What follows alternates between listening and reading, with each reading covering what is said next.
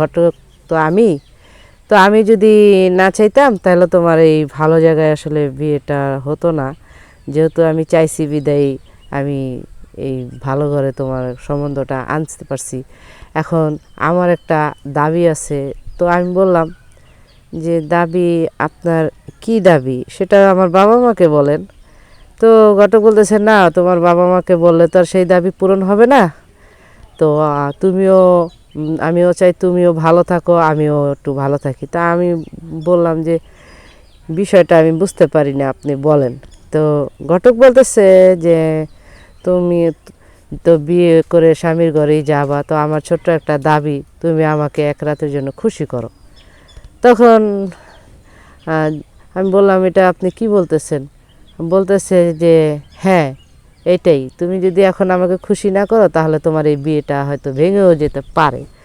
তা আমি চিন্তা ভাবনা করলাম যে আমার বাবা মা একটা মধ্যবিত্ত ঘরের মানুষ, আমিও তার ঘরের মেয়ে। এখন এমন একটা ভালো ঘর আসছে, এখন ঘটকে যদি আমি তার মনের আশাটা পূর্ণ না করি তাহলে তো সে হয়তো অবশ্যই আমার বিয়েটা ভেঙে দিতে পারে। এই জন্য কী করার, আমি বাধ্য হয়ে আমি ঘটকেরও মন জয় করলাম। যাক, তারপরে চিন্তা ভাবনা করতেছি যে আসলে কি কাজটা কি ঠিক করলাম। তারপরে হঠাৎ করে একদিন ছেলের দুলাভাই আসছে। তো আমি বললাম যে হয়তো কোনো কথা বলতে আসছে। আসসালামু আলাইকুম, আমি নীলা ইসলাম, আমি থাকি ঢাকা। তো আমি একটা মধ্যবিত্ত ঘরের মেয়ে।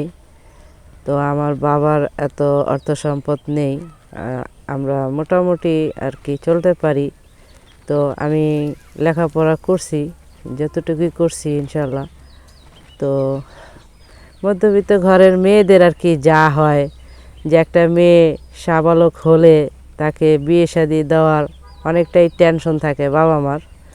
তো আমি বাবা মা আসলে বিয়ের জন্য অনেক জায়গা থেকে বিয়ের ঘর দেখতেছে, কিন্তু ওরকম হচ্ছে না। তো যাই হোক, একটা বিয়ের ঘটকের মাধ্যমে একটা প্রস্তাব আসে। ছেলেটা ভালো ঘরেরই, অনেক বংশীয় ঘরের ছেলের চেহারা, তারপরে তার শিক্ষার যোগ্যতা, তার ইনকাম সোর্স সবই ঠিক আছে, সবই ভালো আছে দেখ।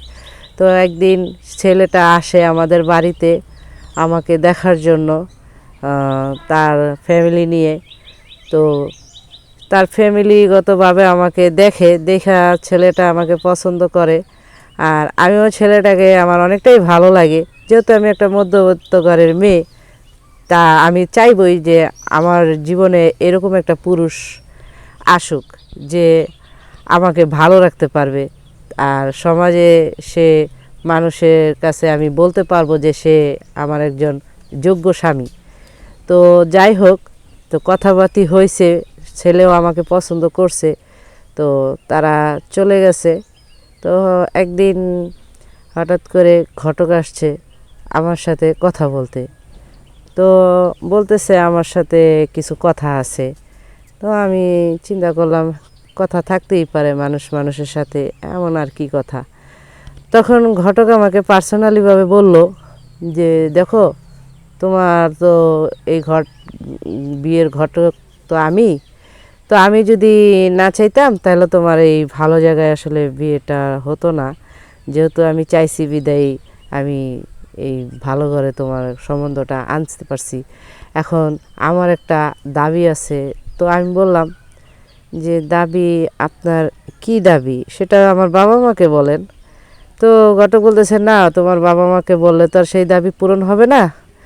তো আমিও চাই তুমিও ভালো থাকো আমিও একটু ভালো থাকি। তা আমি বললাম যে বিষয়টা আমি বুঝতে পারি না আপনি বলেন।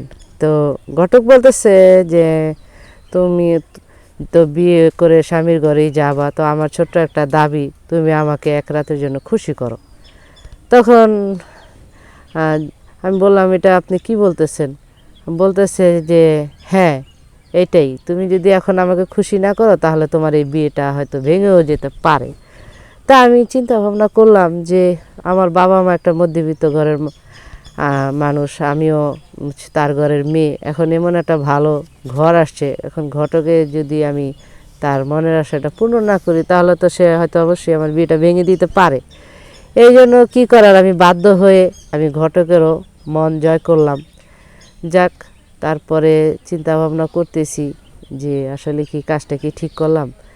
তারপরে হঠাৎ করে একদিন ছেলের দুলাভাই আসছে। তো আমি বললাম যে হয়তো কোনো কথা বলতে আসছে, এরকম কিছু তার শালার বিষয়। তখন সে বলতেছে, দেখো তোমার সাথে আমার কিছু পার্সোনাল কথা আছে। তো আমি বললাম, তো হ্যাঁ দুলাভাই বলেন, কি বলবেন, যদি কিছু জানার থাকে আমার থেকে বলেন, আমি বলবো।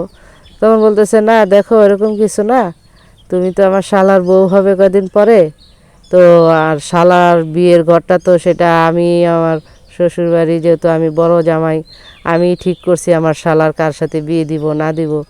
তো আমি চিন্তা ভাবনা করছি যে আসলে তুমি তো দেখতে শুনতে অনেক সুন্দর, তো আমি তোমার প্রতি আমার একটা অন্যরকম দৃষ্টি আইসা পড়ছে, তো আমি চাই যে তুমি আমাকে খুশি করো। তো আমি বললাম, দুলাভাই এটা কিভাবে সম্ভব, আমি এখনও ওই বাসায় যাই নাই, আর আপনি তার বড় দুলাভাই। বলতে, দেখো ওইটা কোনো সমস্যা না, যেটাই হোক তোমার আমার ভিতরেই থাকবে, সেটা আমি কাউকে প্রকাশ করব না। তুমি আমার শালার বউ হয়েছে তো কী হয়েছে। তো যাই হোক, চিন্তা করলাম যে আমি তো ওই বাড়িরই বউ হব। তো দুলাভাই যখন একটা আবদার করছে, দেখা গেছে আমি যদি তারে খুশি না করি, তাহলে অবশ্যই তার বাড়িতে গেলে সে আমাকে সমস্যা করতে পারে আমার সংসারে, আমার হাজব্যান্ডের সাথে আমার সাথে। তখন আমি চিন্তা ভাবনা করে তখন দুলাভাইকে খুশি করলাম। তো যাই হোক, এখন আবার কিছুদিন পরে বিয়ের ডেট তারিখ সব ঠিক হয়ে গেছে, আমার বিয়ে হয়ে যাবে।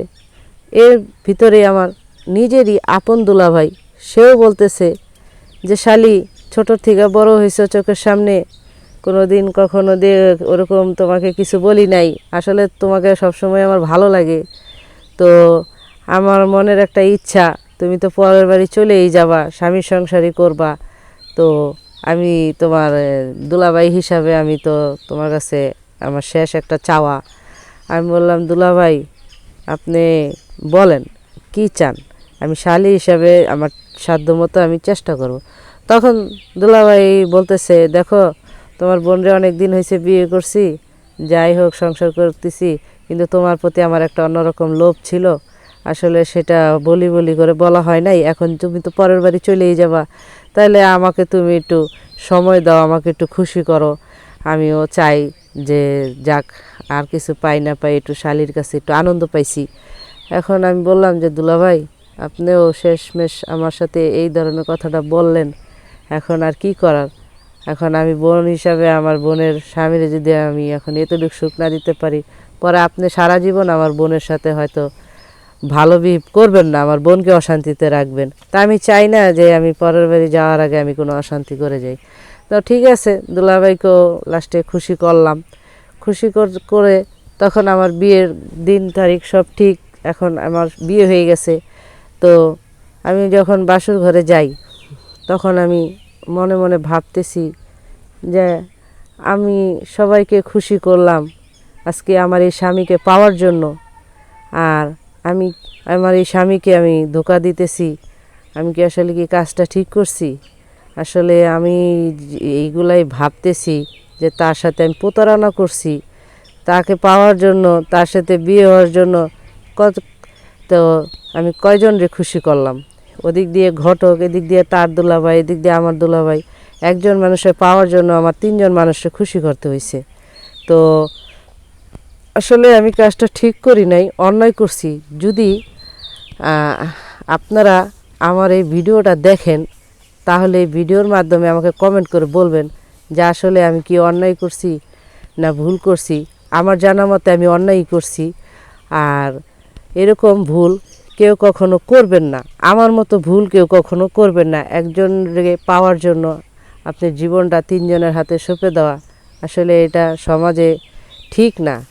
তারপর আমি বলবো, এই সমাজের মানুষগুলো সুযোগের সদ্ব্যবহার করে, আপনারা কেউ কারোর সাথে এরকম সদ্ব্যবহার করবেন না। যদি পারেন মন থেকে উপকার করবেন, না পারলে করবেন না। আপনাদের এরকম উপকারের কারো লাইফ ধ্বংস হয়ে যাক, তার জীবনটা সারা জীবনে একটা অশান্তি ভোগ করুক, সেটা আপনারা করবেন না। তো যাই হোক, আমার এই ভিডিওটা যদি কারো ভালো লাগে বেশি বেশি করে শেয়ার দিবেন, কমেন্ট করবেন, আর ইনবক্সে ক্লিক করবেন, নাম্বার আছে। যদি আরও কিছু জানা থাকে আমার সাথে যোগাযোগ করতে পারেন, আমি আমার লাইফ স্টোরি আরও বলবো ইনশাল্লাহ। আসসালামু আলাইকুম।